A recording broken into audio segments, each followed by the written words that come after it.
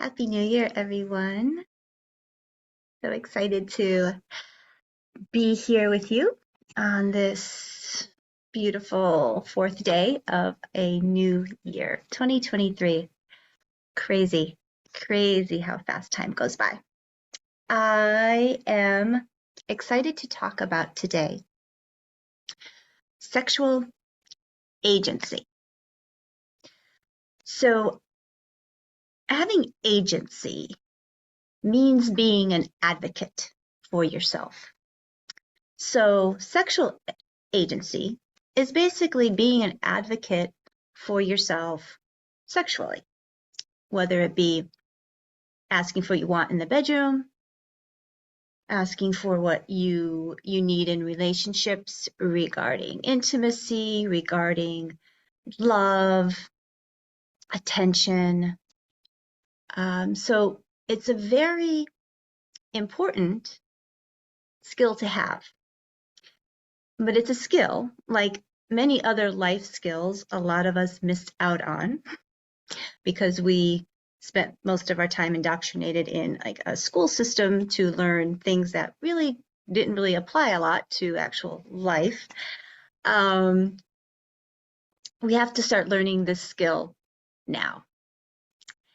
And hopefully, if you are of a younger generation and haven't had children yet, you will start to master this skill so you can teach your children. So that's one of the many reasons why I do the work that I do, in the hopes that I can reach women and men at that point in their life where they haven't had children yet, or maybe they have very young children, and they can start, when they start doing this inner work and becoming more sovereign beings, that they can start, then they will just teach their children this. So my hope is that a lot of the work that I do, and a lot of work I think a lot of other healers do, we won't need that in generations going forward, because we've been able to teach our children, and our children have learned from parents who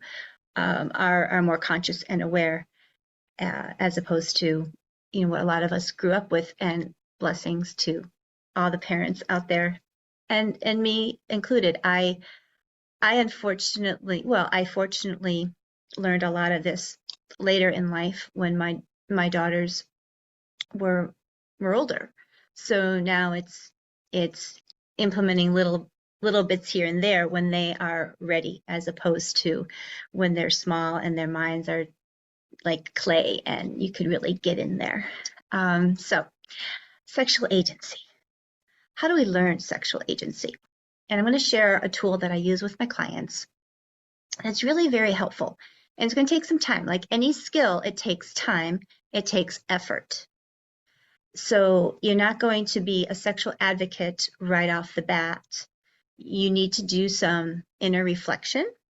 You need to take some time to try to better understand why you act certain ways, why you have acted certain ways in the past, and how you want to act going ahead in the future. So a tool that I use with my clients is the 4-quadrant tool. And basically you take a piece of paper and you make a big plus sign. So you have 4 quadrants on that piece of paper. On the first quadrant, you're going to be listing sexual acts that you have done that you really like and that you would do it again. The next quadrant, you're going to list a sexual act, sexual encounters that you've done but you never want to do again. The third quadrant is going to be a quadrant where the sexual acts where you haven't done but are curious about learning a little bit more about. And then the fourth and last one is a quadrant where certain sexual acts are not even in your radar right now. Like you're not even interested, you don't want to learn about them, you're not drawn to them, and they go there. So you have those 4 quadrants. And when I talk about sexual acts, I mean, it could be as simple as hand holding. It could be kissing. It could be, very simple things like that, all the way to the other extreme of like, very hardcore BDSM, kink. So this is where you get to play and do some research. So after you make these 4 quadrants, then you start to Google. You Google sexual acts, acts of intimacy, how you can look into certain types of kink. You can look into certain types of BDSM, just to get things down on a list. And once you have this list comprised, you're going to take each individual item and put them in a quadrant. And really take time here and make a commitment to put every single act in a quadrant. So, do what's going to be available for you. Don't make a list of 100 things if you don't want to take the time to put 100 things in your quadrant. You might have a list of just 10 things, and that is perfectly fine. The idea here is to just bring awareness to what you do like, why you like it, why was it really special when that certain act happened?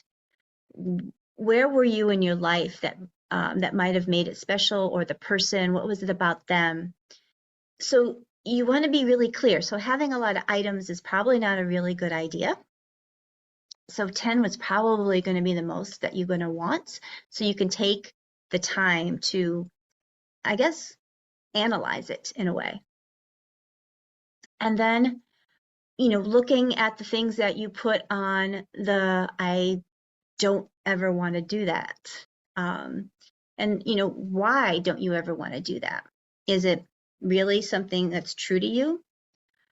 Or is it something that is true because of how you were raised, or the belief systems that have been imposed on you?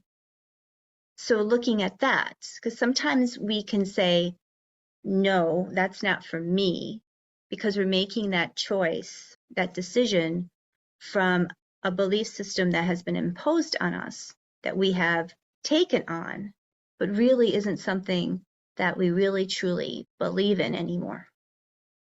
So this whole exercise can open up a lot for you, a lot of awareness, not only in your sexuality, in your sexual life, but also in your life in general.